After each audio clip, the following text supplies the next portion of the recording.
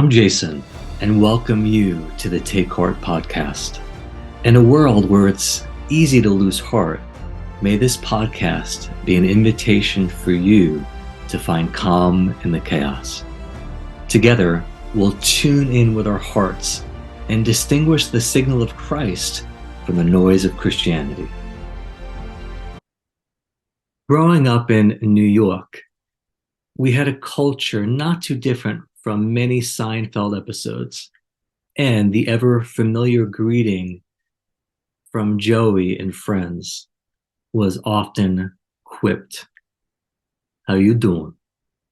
Whether it was used as a pickup line or a bro greeting, no one really answered the question, why? Well, no one really wanted to hear how you were actually doing. How you doing? Seldom do we connect at a heart level. How many times have you been asked, how you doing? And you respond with your latest activity or next event.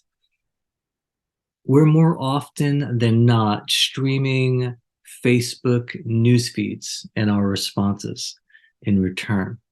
And, we might respond by saying, well, I'm planning this vacation, or I just got back from here. Work has been breaking my back. And did you see the Yankee game? We are a newsfeed type of society, filling our conversations with just enough noise to distract how we're feeling beneath the surface. Our problem is superficiality.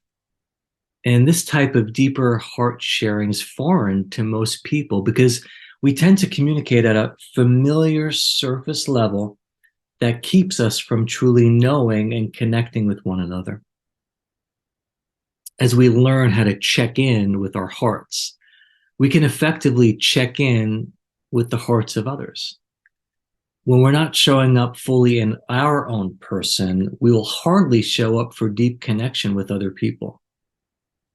So let me ask you today, who has most recently checked on you or checked in with you or your heart? How are you doing? Or if you're from my hometown, how you doing? I don't know if you are regularly asked that question, but seriously, how are you doing? How is your heart? How are you feeling? How have you been feeling these last few years, these months, these weeks, these days, or even in this moment at the sound of my voice? Have you been feeling the weight of sadness? Have you been triggered into outbursts of anger? Do you feel the tightness of anxiety or a pit in your stomach? Or perhaps you're brimming over with a celebration, but have no one to rejoice with you. Throughout the week, I'm in continual conversations with my community and my clients where we check in with one another regularly and ask, how you doing? We check in on one another's hearts with honor. No judgment, no punishment. Hearts harden in shame, which is the fear of disconnection. But they soften with kindness and compassion as we cultivate the joy of connection. And it's through practice. It's through emotional, skillful intelligence. We're learning how to pay attention to what's going on inside of us. We're all experiencing highs and our lows, gladness and grief. And it's good to ask one another, how you doing? So we know what's going on with the people outside of our own skin. But it's also beneficial to ask your own heart, how you doing? And as we learn how to check in with our own hearts, we can effectively check in with the hearts of others. If the problem is connecting superficially to one another, then how do we deepen our connection and strengthen the Wi-Fi signal of our hearts? The skill for going beyond a mere New York check-in is to begin to pay radical attention to yourself. Self-attunement. Self-attunement is what we're beginning to practice. I learned this definition of self-attunement from one of my coaches over the years. Self-attunement is the practice of being curious about what's happening on the inside of you from a kind and non-judgmental stance towards yourself.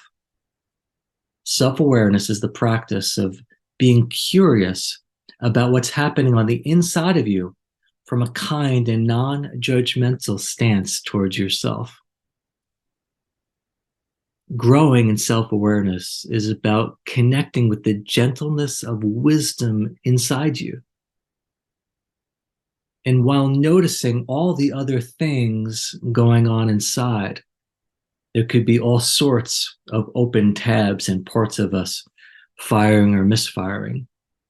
But noticing all of the other things that are going on instead of letting them call the shots. And so this is so important in the start of true transformation, because if you aren't aware of what's going on inside of you, you won't really change or live from the best part of your soul. You'll continue to react out of old, powerless patterns, but you don't have to. And this work is worth doing. What would it look like for you to pay gentle attention to your inner landscape so you could extend the way you honor yourself to honor those around you? What would it look like if we treated people with honor? Not because they deserve it necessarily or have to earn it, but to give honor because we are honorable.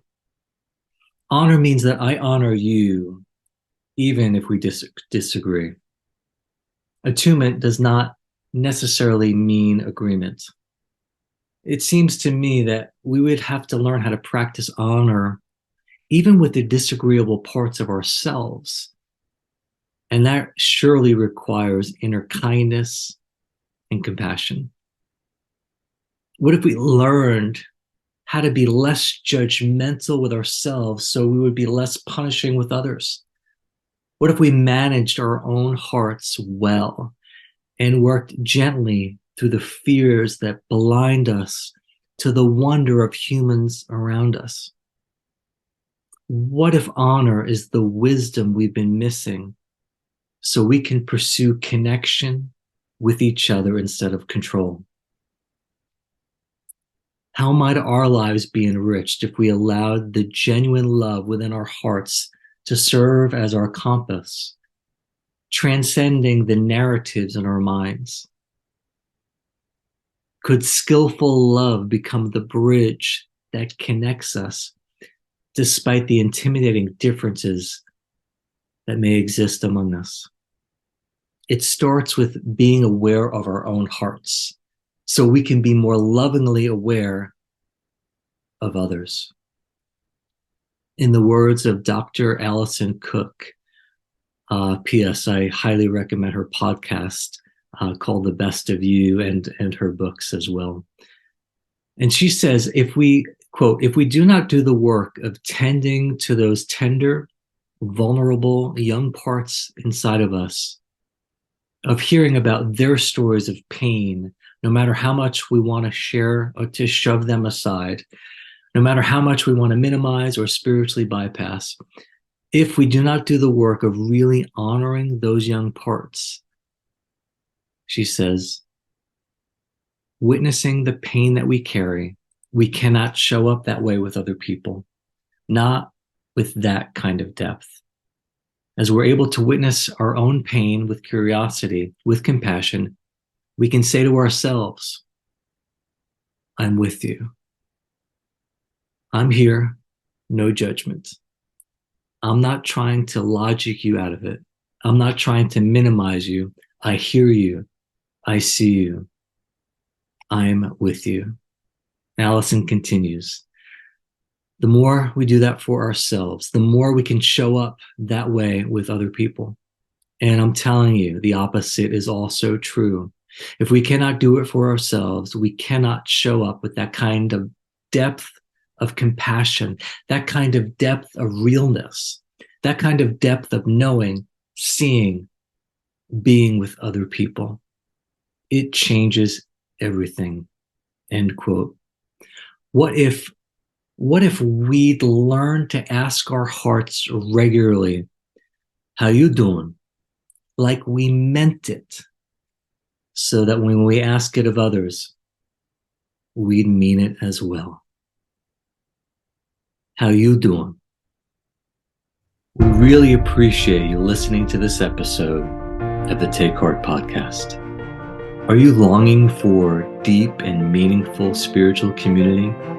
Do you desire heart-to-heart connection with God and others? How can we take heart again so that we can give heart to others?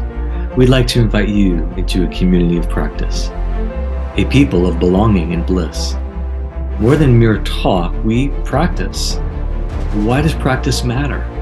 Well, practice matters because maturity matters. If you can't lead yourself well, how can you lead others? Consider joining us for an intro call at luke10.com, lk10.com, to explore what a safe and secure experience looks like to build, develop, and implement skills of relational connection and emotional intelligence so that we can become vibrant and joy-fueled families of Jesus. Jesus, Master of Hearts, said, I have said these things to you, that in me you may have peace. In the world you will have tribulation, but take heart, I have overcome the world. May you continue to take heart, one podcast at a time.